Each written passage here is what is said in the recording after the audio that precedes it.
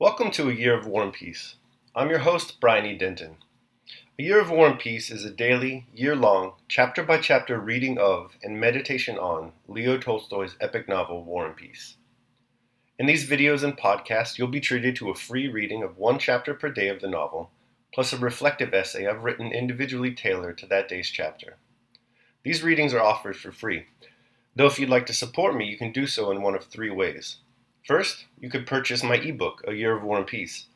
It features the entire novel, plus all of my reflective essays, and it's only $2.99 on Amazon.com. You could also become a patron at patreon.com/Brian E. Denton. If you sign up there, you'll receive a sonnet once a month, plus a link to an ebook of my collected sonnets. Finally, if you like, you can make a one-time donation to my PayPal account. The email there is brianedenton@gmail.com. You can also use that email to contact me. I'd be happy to hear from you. Your support is greatly appreciated. Today's reading and reflection is on Chapter 14. After Anna Mikhailovna had driven off with her son to visit Count Cyril Vladimirovich Bezukov, Countess Rostova sat for a long time all alone, applying her handkerchief to her eyes. At last she rang. "What is the matter with you, my dear?" she said crossly to the maid, who kept her waiting some minutes. "Don't you wish to serve me? Then I'll find you another place." The Countess was upset by her friend's sorrow and humiliating poverty, and was therefore out of sorts, a state of mind which with her always found expression in calling her maid "my dear," and speaking to her with exaggerated politeness. "I'm very sorry, ma'am," answered the maid. "Ask the Count to come to me." The Count came waddling in to see his wife, with a rather guilty look as usual.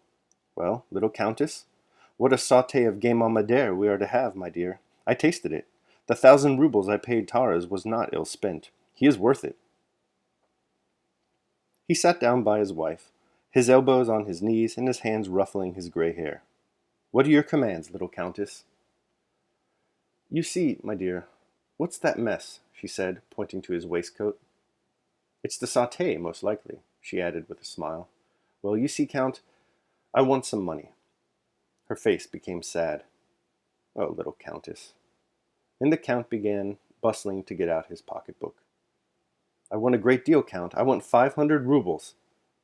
And taking out her cambric handkerchief, she began wiping her husband's waistcoat. "Yes, immediately, immediately. Hey, who's there?" he called out in a tone used only by persons who are certain that those they call wish to rush to obey the summons. "Send Dmitri to me." Dmitri, a man of good family who had been brought up in the Count's house and now managed all his affairs, stepped softly into the room. "This is what I want, my dear fellow," said the Count to the deferential young man who had entered. "Bring me—" He reflected a moment. "Yes, bring me 700 rubles. Yes. But mind, don't bring me such tattered and dirty notes as last time, but clean notes. Ones for the Countess." "Yes, Dmitri, clean ones, please," said the Countess, sighing deeply. "When would you like them, Your Excellency?" asked Dmitri. "Allow me to inform you, but don't be uneasy," he added, noticing that the Count was beginning to breathe heavily and quickly, which was always a sign of approaching anger. "I was forgetting. Do you wish it brought at once?" "Yes, yes, just so. Bring it. Give it to the Countess." "What a treasure that Dmitri is," added the Count with a smile when the young man had departed. "There's never any impossible with him. That's a thing I hate. Everything is possible." "Ah, money, Count, money. How much sorrow it causes in this world," said the Countess. "But I am in great need of this sum." "You, my little Countess, are a notorious spendthrift," said the Count, and having kissed his wife's hand, he went back to his study. When Anna Mikhailovna returned from Count Bezukov's, the money, all in clean notes, was lying ready under a handkerchief on the Countess's little table, and Anna Mikhailovna noticed that something was agitating her. "Well, my dear?" asked the Countess. "Oh, what a terrible state he is in! One would not know him, he is so ill. I was only there for a few moments, and hardly said a word." "Annette, for heaven's sake, don't refuse me," the Countess began, with a blush that looked very strange on her thin, dignified, elderly face, and she took the money from underneath the handkerchief. Anna Mikhailovna instantly guessed her intention, and stooped to be ready to embrace the Countess at the appropriate moment. "This is for Boris from me, for his outfit." Anna Mikhailovna was already embracing her and weeping. The Countess wept too.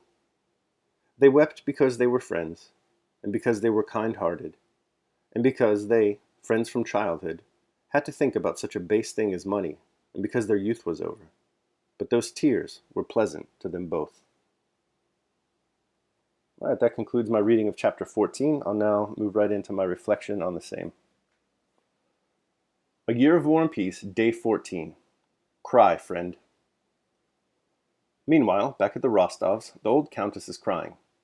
The old countess is crying in contemplation of the plight of her cherished friend Anna Mikhailovna, who has been reduced to rushing about from city to city in an effort to procure for her son the money she cannot supply for his upkeep herself. Something must be done to help. The old countess calls her husband. Count Rostov enters, waddles over, as Tolstoy has it, and immediately declares that the 1,000 rubles he spent on the chef that evening was entirely worth it. Funny he should mention money, though, because money is exactly what the countess needs from him. Though it saddens the fool that he'll soon be parted with even more of his money before the night is finished, he agrees to supply his wife with the cash. He summons Dmitri, the man in charge of Rostov affairs, and demands 700 rubles. At first, Dmitri hesitates, wishing to discuss personal finance with the count, but the old count is no Suze Orman, and Dmitri probably just wants to keep his job rather than do the right thing, so the money is mustered. Later, Anna Mikhailovna returns. The gift is given, and the two old friends cry with each other in honor of their friendship. They wept, Tolstoy writes, because they were friends, and because they were kind-hearted, and because they, friends from childhood, had to think about such base things as money, and because their youth was over, but those tears were pleasant to them both. These are the words Tolstoy uses to close out today's chapter. I've always liked them. He leaves the reader with a nice portrait of friendship. Here we have a friend in need and a friend with means. Kind of. We'll learn more about that later. The one helps the other, not out of a sense of duty, but rather, because as Michel Montaigne writes of friendship, their souls are mingled and confounded in a universal blending that they efface the seam which joins them together so that it cannot be found. Daily Meditation. Seeing a rich man in the company of a poor one, he asked, "Who are these people who are associating together?" And when someone replied, "They're friends," he said, "And how is it then that one is wretchedly poor and the other exceptionally rich?" Diogenes the Cynic, on Friendship and Enmity. All right, so that concludes my reading and reflection on chapter 14 of War and Peace. I hope you enjoyed it. Thanks so much for listening. Remember that if you'd like to support me, you can do so either by purchasing the ebook, A Year of War and Peace, becoming a patron at patreon.com, or making a one-time donation at PayPal. The links to all that are below if you're interested. Tomorrow we will be reading and reflecting on chapter 15 of War and Peace. I hope you'll join me. Until then, take care of yourselves and of others.